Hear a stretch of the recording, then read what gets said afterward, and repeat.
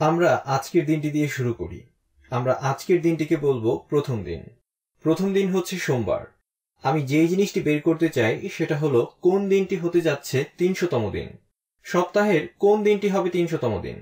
এবং আমি এখন ভিডিওটি সাময়িক বন্ধ রেখে এই ব্যাপারে অল্প কিছুক্ষণ চিন্তা করতে বলবো। তাহলে শুধুমাত্র সপ্তাহের দিনগুলো লিখে ফেলা যাক। প্রথমে সোমবার। আমি এটাকে ভিন্ন রং করব। সোমবার, মঙ্গলবার, বুধবার, বৃহস্পতিবার, শুক্রবার, শনিবার এবং রবিবার। সোমবার হচ্ছে প্রথম দিন, মঙ্গলবার দ্বিতীয় দিন, বুধবার তৃতীয় দিন, 4, 5, 6, 7 এটা এইভাবে যেতে থাকবে। অষ্টম দিন, বেশ, ইহা আবার সোমবার হতে যাচ্ছে। নবম, দশম। আমি প্রায় একটি দিনপঞ্জি লিখে ফেলেছি। 11, 12, 13, 14, 15, 16। তাই এটি এখন একটি প্রয়োজনীয় জিনিস।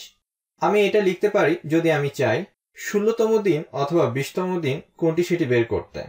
আমি এটি লিখতে পারি, কিন্তু এটি কোনো কাজে আসবে না যদি আমি ৩০০তম দিন কোন বার হবে তা বের করতে চাই।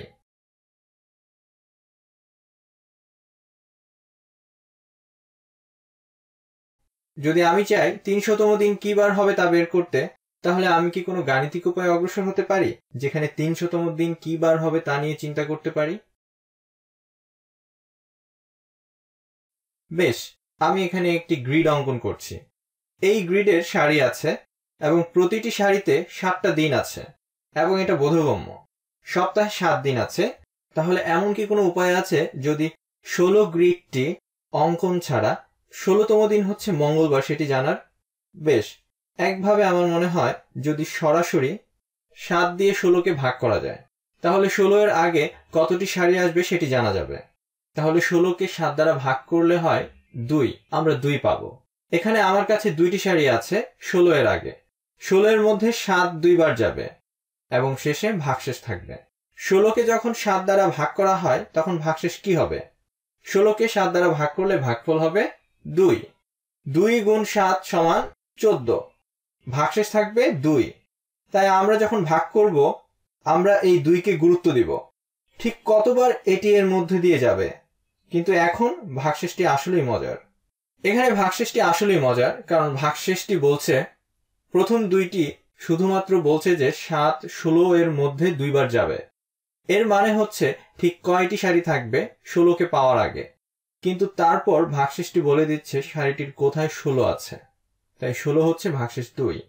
তাই 16 প্রথম নয়। ইহা হচ্ছে তৃতীয় সারিতে থেকে 2 নম্বর এবং তাই ইহা হতে যাচ্ছে মঙ্গলবার। মঙ্গলবার হচ্ছে দ্বিতীয় দিন। এখন প্রশ্ন আসতে পারে, এটি কি সবসময়ই কাজ করবে? বেশ, তাহলে অন্যান্য উদাহরণ দিয়ে চেষ্টা করা যাক।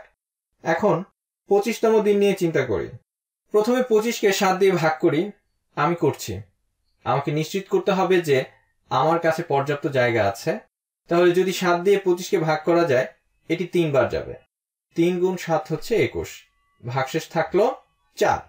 দেখা যাক তাহলে এর উপর ভিত্তি করে আমি আবার লিখছি, এটি 25। 7 দ্বারা ভাগ হলে ভাগফল হবে 3, ভাগশেষ হবে 4। তাই এর উপর ভিত্তি করে আমি যদি গ্রিডে লিখতে চাই, আমাদের 7-এর 3টি সারি থাকতে হবে 25-এ পৌঁছানোর আগে এবং তারপর 25 বসবে চতুর্থ কলামে। তাই এটি যদি চতুর্থ কলামে বসে, ইহা অবশ্যই বৃহস্পতিবার হবে। তাই 25তম দিন আমাদের হিসাব করার ভিত্তিতে বৃহস্পতিবার হবে। দেখা যাক এটা আসলেই কাজ করে কিনা। তাই হিসাব করা যাক 17, 18, 19, 20, 21, 22, 23, 24 এবং 25। এটি সত্যিই একটি বৃহস্পতিবার হয়, কিন্তু এটা সম্পূর্ণ অর্থবহ। যে সারিতে 25 আছে তার আগে 3টি সারি আছে এবং তারপর ওই সারিতে চতুর্থতম দিন নির্ধারণ করতে হবে, কারণ আমাদের কাছে ভাগশেষ 4 আছে। 1, 2, 3, 4। এটা বৃহস্পতিবার হতে যাচ্ছে।